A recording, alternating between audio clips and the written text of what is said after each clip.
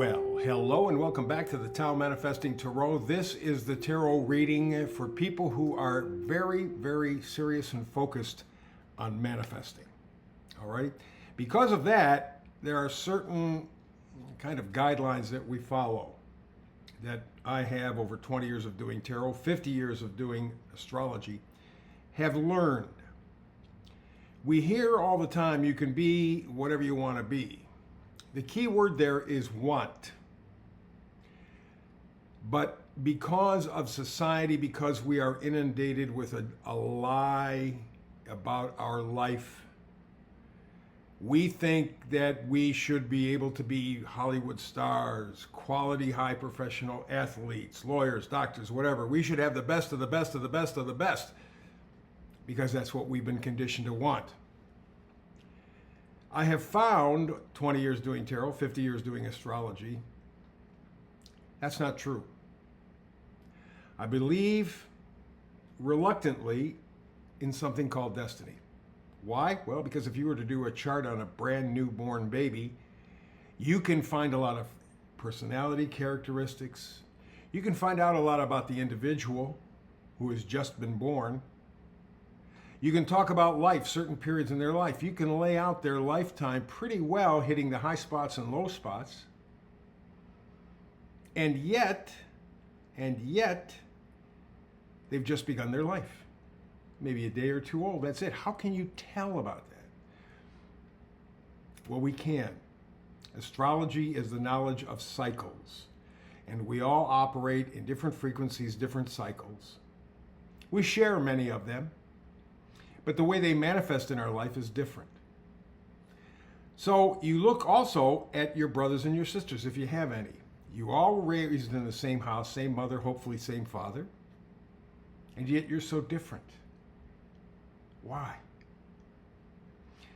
The reason is that we all come here at some point, maybe when the egg is fertilized, I don't know. That's too philosophical for the moment. But in any event, at some point, I believe we make a decision about what we are here to do.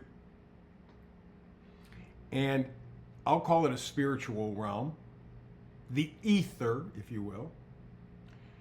At that moment, we can see the big picture.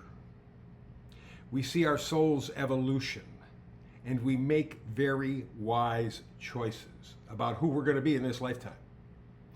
Now, when we get into the 3D as opposed to the 5D, it's a pain in the ass. A lot of ups and downs, a lot of disappointments, a lot of heartbreak, but a lot of joys, happiness. It's a combination. It's a goulash. That's what makes life. I don't care how rich you are. I don't care how poor you are. You got your great days and your shit days. That's all. Just because you have a lot of money doesn't mean that the problem goes away, because if it's an internal situation, and we all go through these times where we do kind of a self-evaluation, having billions does not help in that self-evaluation.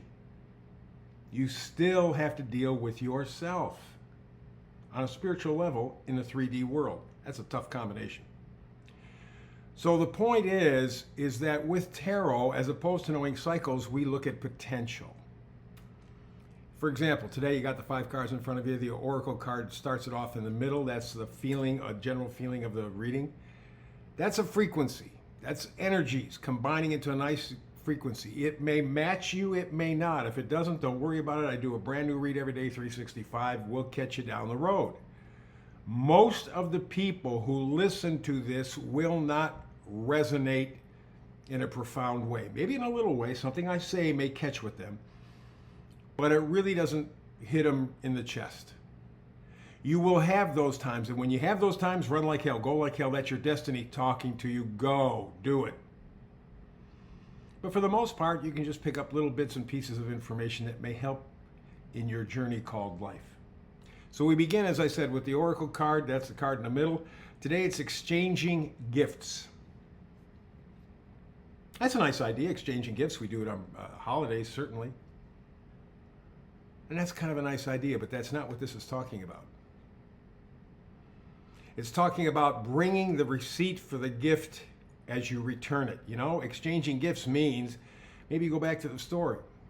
Maybe you get little card that lets you buy something of equal value in the store. You're exchanging. What we're talking about is bringing that receipt, that spiritual receipt with you as you pick up your return. Or hand it over to them, actually. That's the exchange that's going on. You need to take a look at your life. Take a look at how your 3D and 5D fit together, where they miss, where they connect. And so we go all the way to the left. We talk about the Nine of Wands. Wands are positivity, enthusiasm, joy, gratitude. The Nine of Wands is determination, stamina.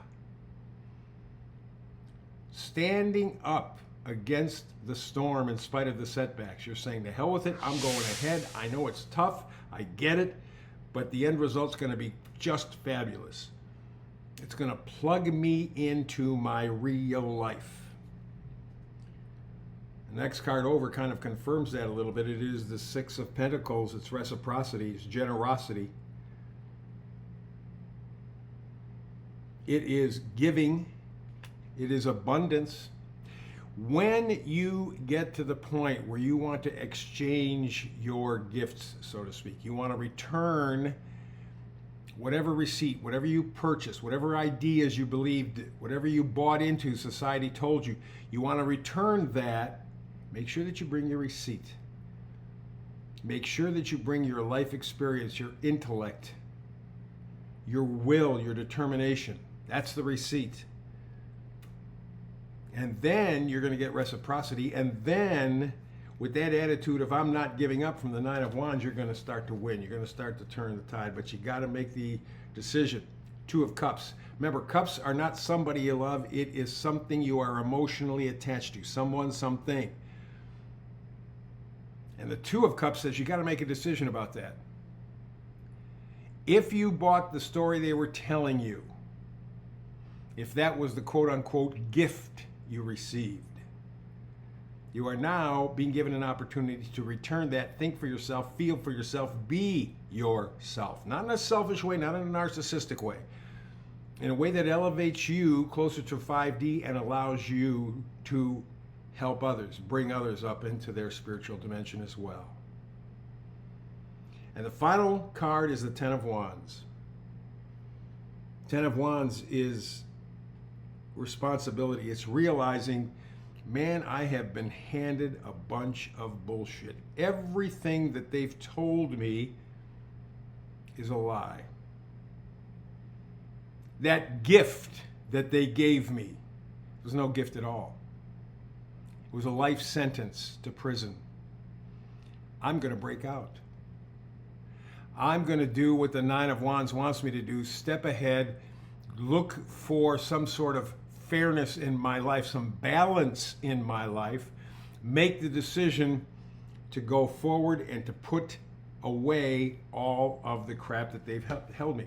You can choose to hold on. Many people are, because it's very frightening to let go of anything that we're emotionally connected to. That's Two of Cups, right? The stuff that you were raised as a kid, you believe it. And if you start to dig a little bit, you find out it's a lie. The medical system's a lie. The school system's a lie. The government system's a lie. Business is a lie. You've been used and abused, left out in the cold. You can now exchange that gift and take care of yourself better. But you got to bring that receipt, that commitment, that life experience. You can get your life back. New. Not easy, but new. That is the reading for today. Back again tomorrow with another tarot reading. Between now and the next time you and I do this again, peace and blessings.